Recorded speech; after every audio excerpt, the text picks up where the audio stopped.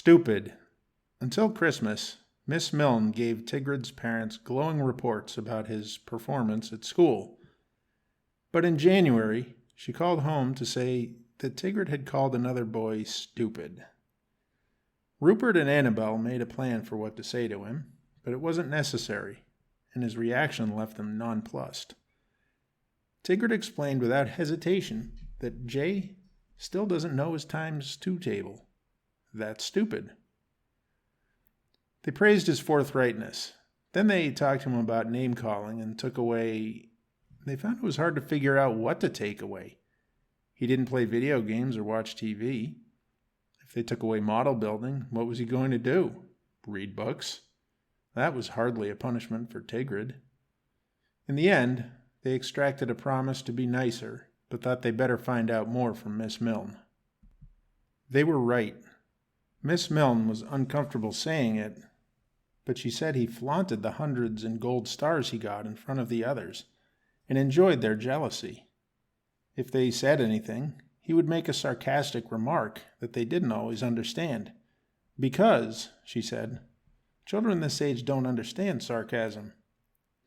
That, in turn, meant they excluded him, and he lashed back by calling them names. It was a downward spiral. Rupert and Annabel were not surprised, which was a relief for Miss Milne. They said he could be very fastidious, and they understood that it was unusual that Tigrid used sarcasm. They didn't use it at home. I guess that's where a very smart child is a blessing and a curse, said Rupert. This comment elicited a fake smile from Miss Milne, and, adjusting in his seat uncomfortably, Rupert asked if they might find a way to challenge him more. He suggested that since he was an engineer, something he wasn't sure Tigrid even knew, he could send Tigrid in with projects he could do at school, things that didn't involve glue or paint. He could send in a paper Empire State Building, the kind that comes in the form of a book and that has pieces that have to be carefully cut out and fitted together. And he could make up math sheets for him and go over them with Tigrid at home. That's very kind, said Miss Milne. I must say, most parents ask me to come up with the extra work, and you know how... We completely understand, Miss Milne, said Rupert. We talk about a lot of things at home that could be made into written assignments, and it will be fun to make things for him. They pushed for him to be able to get ahead on workbooks, but Miss Milne was hesitant. They would have to be careful about letting him finish the year's work. But they decided that Annabel would come up with things to add to the workbook pages, such as vocabulary, and they agreed that Miss Milne would put a check plus on the extra assignments. There was quiet for several weeks, and all seemed well.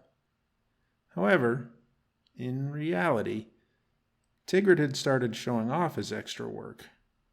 The additional vocabulary he got, he used to talk circles around his classmates, and he was exclusionary about his projects. Miss Milne called, saying she was reluctant to call them about his behavior so soon, because they had been so nice, but another child had reacted by wrecking one of Tigrid's projects. That was a surprise to Rupert and Annabel. They had only seen that he eagerly asked for more and more work, but privately, with hindsight, they discussed that they had sensed that Tigrid was not learning for its own sake anymore.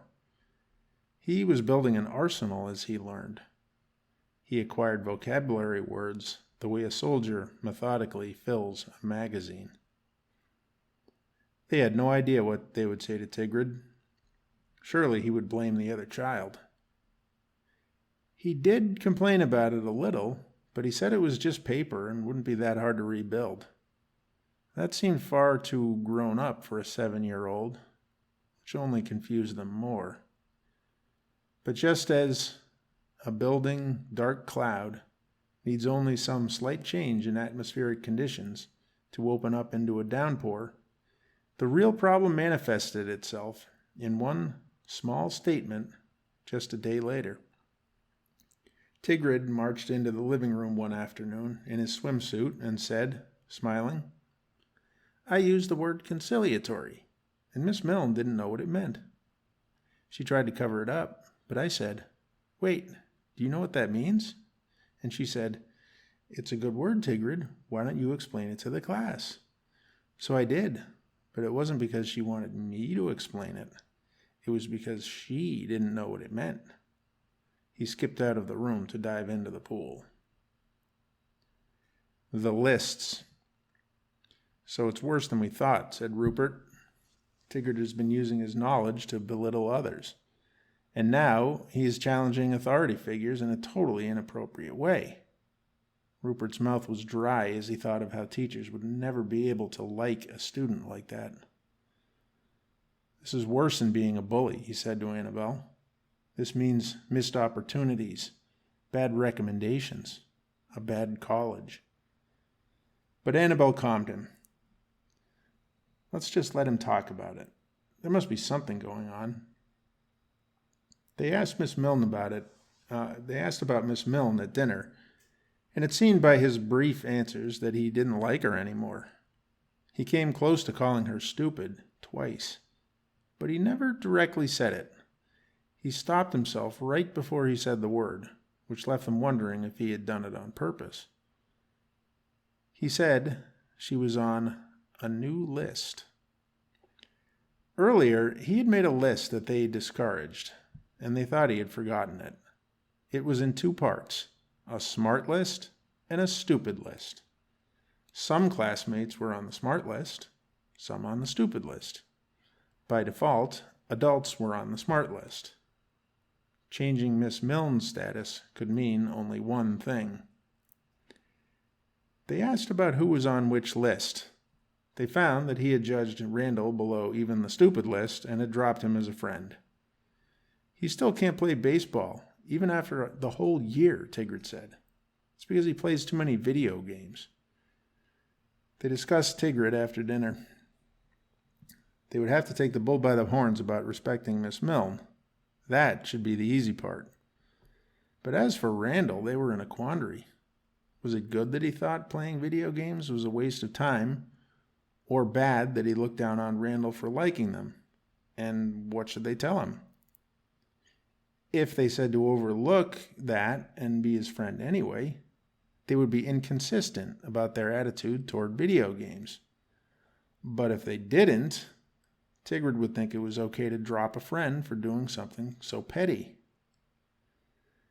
Dilemmas like that were becoming familiar. If they praised him too much for his accomplishments, that would tacitly condone his belittling his friends. But if they criticized him for belittling his friends, that would mean they didn't value his hard work. At least that's how Tigrid would see it. Either way, their consistency was called into question, and Tigrid was developing a sharp eye for hypocrisy. It left them paralyzed, which effectively put Tigrid in charge of their interactions. Further, the question always loomed whether Tigrid was putting them in those quandaries on purpose. He was too young to be so diabolical, but he was very intelligent. It wasn't impossible. Onward and Downward. He became cold to Jay. They still played, but Rupert and Annabelle couldn't see a true spark of affection for the other boy. Annabelle said hopefully, "Boys show affection by doing things together, that's all. You can't expect them to hug each other every time they see each other." But Rupert wasn't so sure. First of all, they weren't doing much together anymore at all. Tigrid was more skilled and dedicated to modeling than Jay, and he could be keeping Jay around just to show off his superior skills. When Jay was over, he heard Tigrid say things like, "Don't touch that," or "That's too hard for you." They didn't generally tell Tigrid what to do, but they were afraid that they would lose authority if they said not to drop Jay and he explicitly rejected their advice. Or maybe that would just confirm that they had already lost authority. Were they supposed to hint at it? He might see through that, and that would cause him to lose respect. But if they did nothing, he might think they approved of his attitude. And Tigrid was running out of friends. Both of them felt knots in their stomachs about it. All they did was discuss and discuss after Tigrid had gone to sleep, with nothing to show for it but more anxiety. They requested another meeting with Miss Milne, which could only be scheduled in early May. She said that in class he was well behaved and nice to his peers, and that he always had some new ideas to talk about. She said his interactions with classmates were much better, and added that the extra work they had sent in had been a big help. "Are you sure there's nothing we can change?" said Rupert. "There's still a month left. He seems to be on the right course. Just keep reminding him to be nice, just like any boy." Rupert and Annabel tried to talk about it that night, but had nothing new to say. They felt like objects of fate. They lay in bed in desultory conversation over the same issues they had covered many times before. "Do you think Miss Milne meant what she said?" said Annabel. "I think she's got her eye on the calendar," said Rupert. That ended their conversation. Each could hear the other pretending to be asleep. A difficult conversation. The next day, they spoke to Tigrid about it before bedtime. He acknowledged what they were saying and acted like his attitude toward Miss Milne was just the natural consequence of events, as it was with Randall and Jay. What they did was what made them friends or enemies. "After all," he said, "you say my choices have consequences. It's the same with them." It was hard to argue with the logic. All Rupert could say was to be nice anyway. Tigrid turned to Annabel as if to say, "And you?" She said, "If you're nice now, they'll be nice later. Sometimes people are good at things you don't know about, and if you're nice to them, they'll help you." Tigrid's back stiffened at this advice. If they are good at something, they should show it. They only want to be friends because I can do their work for them, and they say mean things to me when I get the best grades. Rupert said, "Tigrid, that's not what they're like. I think they respect you, but they're also a little afraid of you." "I do everything right," Tigrid said. "I get exceptional on every report card, and you hate me." "We don't hate you," they said in unison. "Then why did you make me move? Everything would be normal if we didn't have to move." That led to a long and unproductive conversation. Tigrid was not willing to listen to them, and they gave up. They did the normal bedtime routine, with Rupert reading The Little Engine That Could, and Annabel singing to him, but it was awkward. It seemed like Tigrid was waiting for them to leave. A Nocturnal Adventure. As Tigrid waited for sleep, love and hate competed to keep him awake.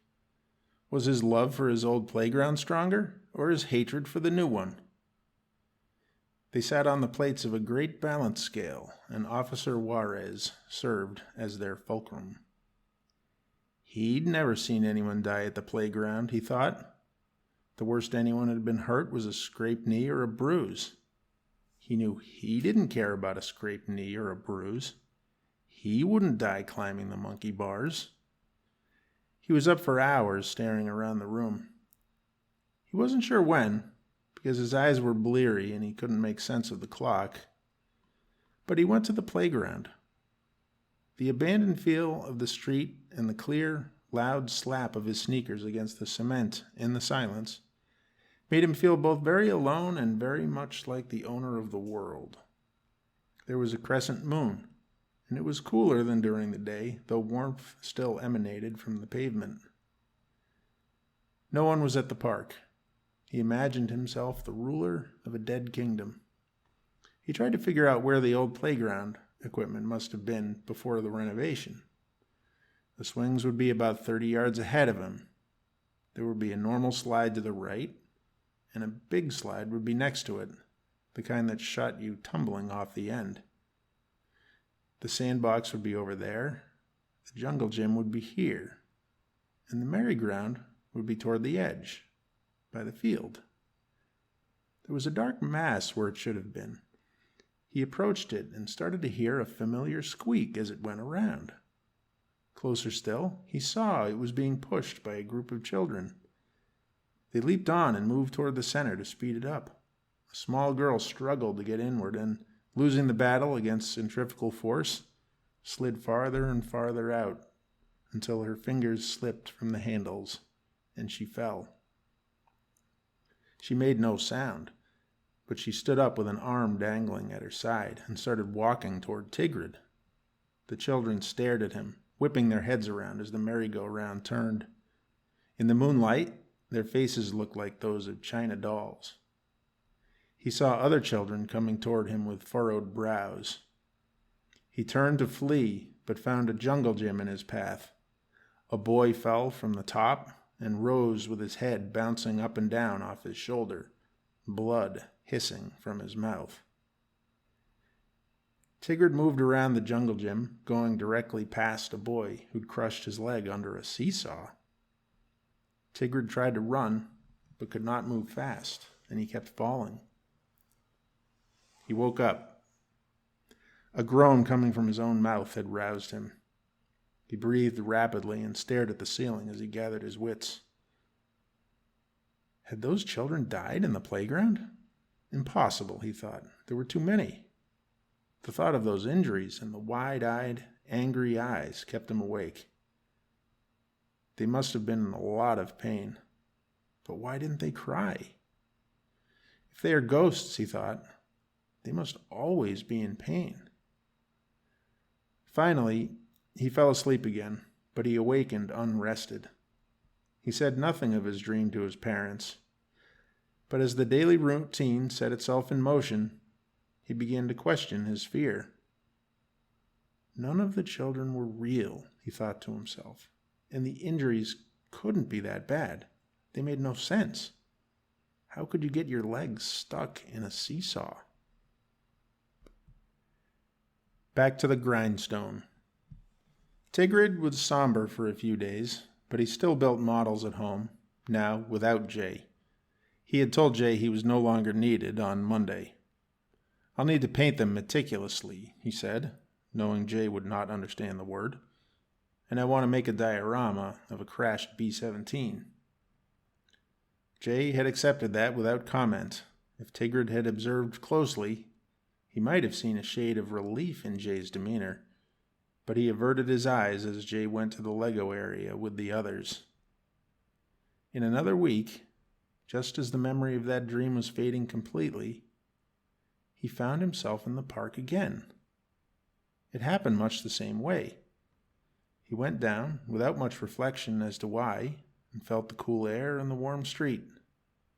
Tigrid later scolded himself for not realizing it was a dream when he heard the slap of his sneakers.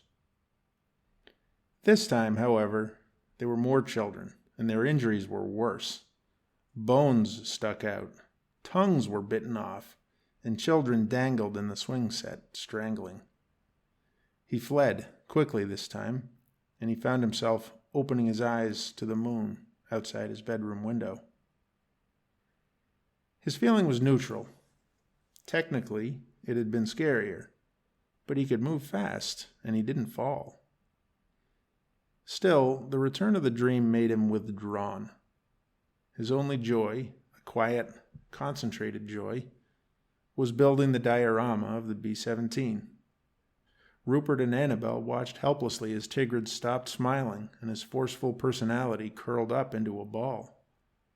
There seemed nothing they could do to cheer him up. He was a little happier when they went to McDonald's, but he spoke little, and the fluorescent lights accentuated the circles under his eyes. When he finished the diorama, they poured on the praise, saying it was superb, better than any model they had seen anyone make before. He listened, but he seemed to set it aside. Mirroring this, he set the diorama on top of his bureau. He took careful stock of its shortcomings and enumerated all its faults as if charging his parents with a litany of misdemeanors. He finished by stating he needed to make a new one. Every engineer knows that there will be many prototypes before the perfect machine is made, he said. He was quoting Rupert. They ordered a new kit, and after another 2 weeks of work, Tigrid showed it to his parents.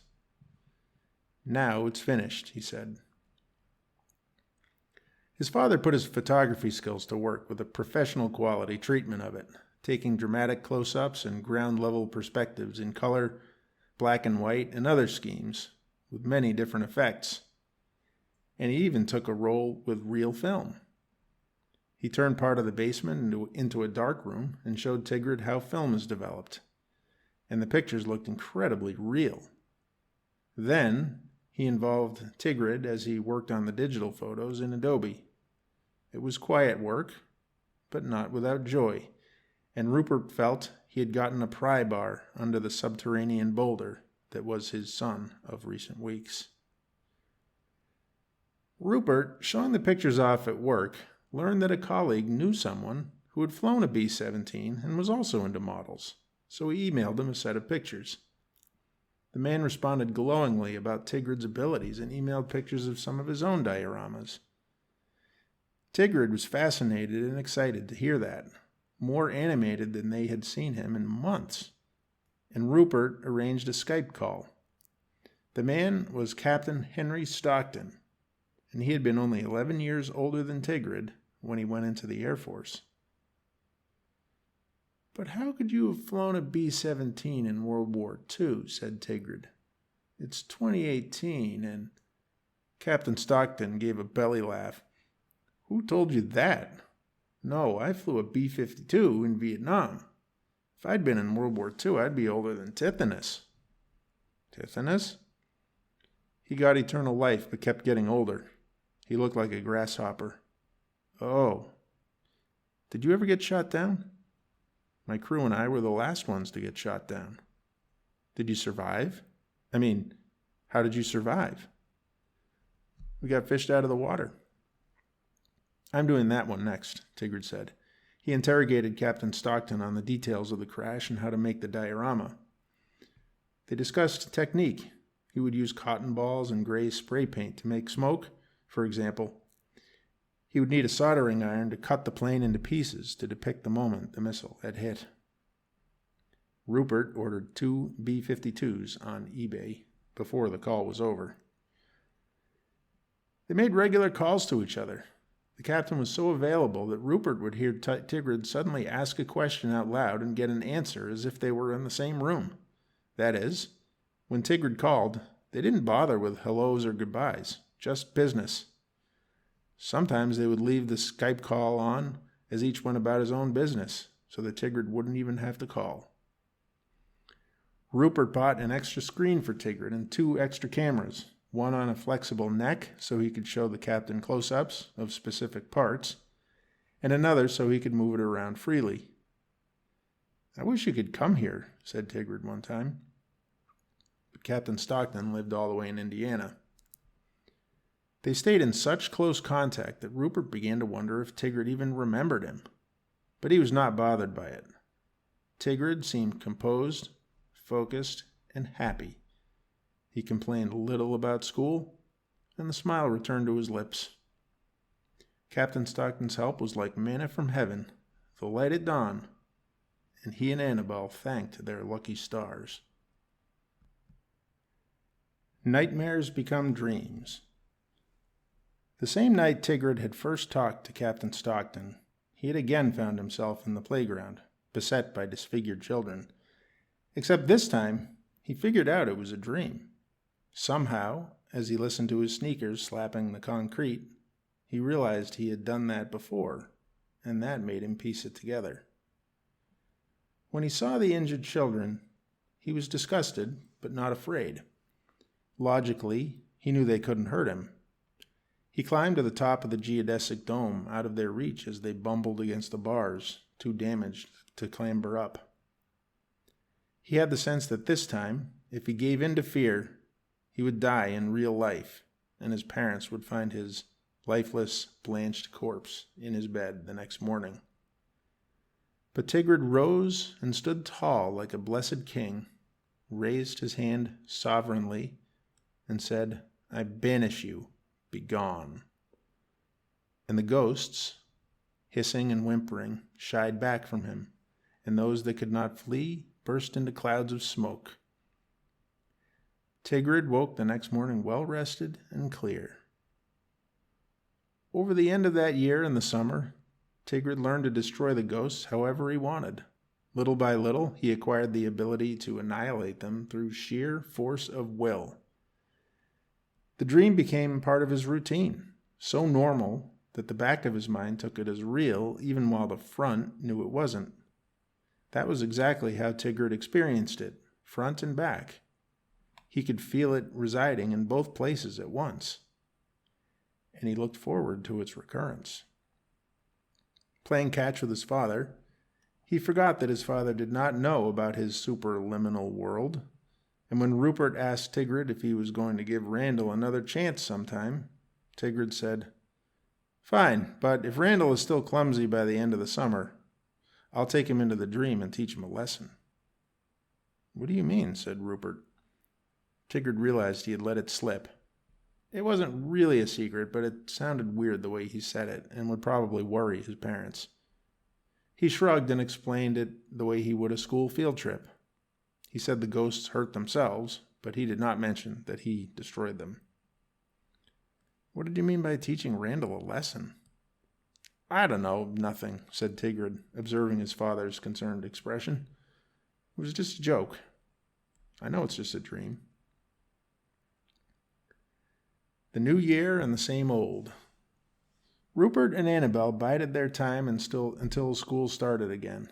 They waited 3 weeks after the start of school, 3 long, anxious weeks, during which they had the generic 15-minute meeting on Parent Conference Day before requesting a special meeting with the teacher. They told the teacher, Miss March, they wanted to head off any problems at the pass. As per school policy, the teacher arrived with an administrator, but there was one other attendee as well, the school counselor.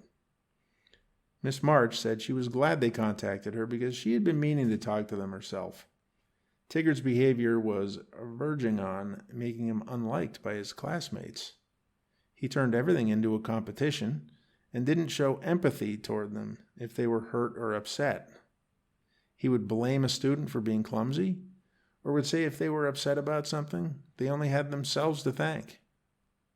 The counselor took over. "It's not quite bullying," she said, "and it's only been 3 weeks. But it could develop in that direction over time." The word bully connected like a 2x4 to the head. It was the only thing the Schauts remembered from the meeting. Bullies get stigmatized. Bullies are radioactive. Bullies can't get good recommendations. On the counselor's advice, they scheduled an evaluation. From A to Zilch. They were careful about how they presented this to Tigrid. "He's a man who would like to give you some tests. We're sure you will do very well." Put that way, Tigrid was glad to go, but he got suspicious as soon as he entered the brick-walled office. All the pictures were peaceful and looked a little too young for him. The doctor, Dr. Buxbaum, placed a well-worn book in front of Tigrid, its edges blackened with use and its stiff, glossy pages scuffed.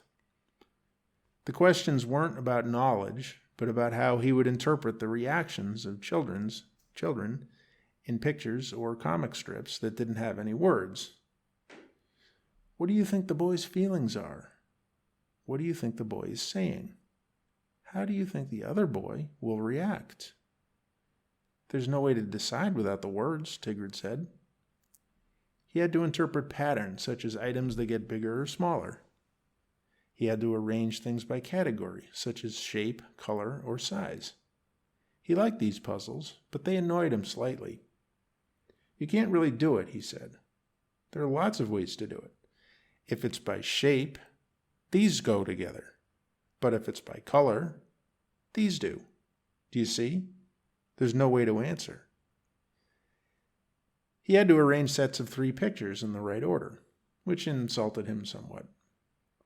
How could someone mistake the right order, he thought. The woman walks through a door, gives the boy a plate of food, and smiles.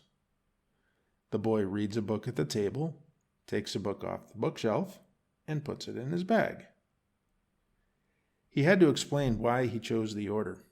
"It's obvious," he kept saying, but the doctor made him do it anyway. In this one, the dog comes to the boy because he likes him, but he runs away because the boy has a stick. These ones you can't say. The man could drive home from work so he can be with his family and then go back to the office to make some calls. Or he could drive to the office to get some peace and quiet, work, and then drive home because the work is finished. He had to categorize objects and solve some simple puzzles by moving a cursor around a computer screen, and he had to take some paper and pencil tests with normal questions. He knew he got those all right. The doctor wouldn't give him his grade on the way out. All he would offer was a lollipop.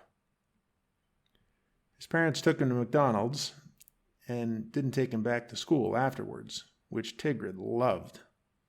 He thought about the others facing quiet time. They went to Home Depot to look at the tools, and then went to a movie.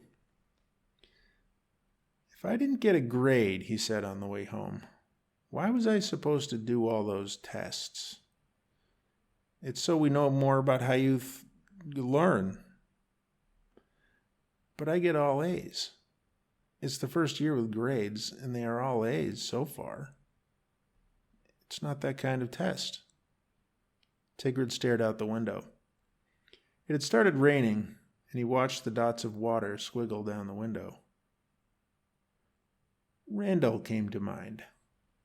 The year before, Randall had also missed a day of school. Randall had done tests all day too. And Randall was dumb. After that, Miss Milne had treated Randall differently, and everyone knew it. His brow knitted as he studied the drops. When they got home, Tigrid walked in the front door, turned around, and shouted, "You lied to me. You think I'm stupid. Everyone will think I'm stupid. They will always think I'm stupid." "No, Tigrid," said Annabel. But he had already stormed up to his room. He refused to come down for dinner, accepting it only when it was put outside his door, and he refused to have them say goodnight to him. He was still cold the next morning. To Tigrid's horror, Miss March greeted him specially the next morning. "We're so glad to have you back," she said, smiling broadly. "I'll get you caught up on everything you missed." "You don't need to." The next few days did not go well. Tigrid was combative with his peers and volatile emotionally both at home and at school, and another call home was made. Rupert and Annabel, racked with guilt, decided to take him to a psychologist. When they had gotten the written evaluation, it didn't say much that they didn't already know, and added nothing about the hows and whys of his interactions at school. It was just a list of recommendations Miss Milne probably couldn't meet, such as letting him work alone in another room. There were probably a dozen other kids with the same request. They were going to have to dig a little deeper.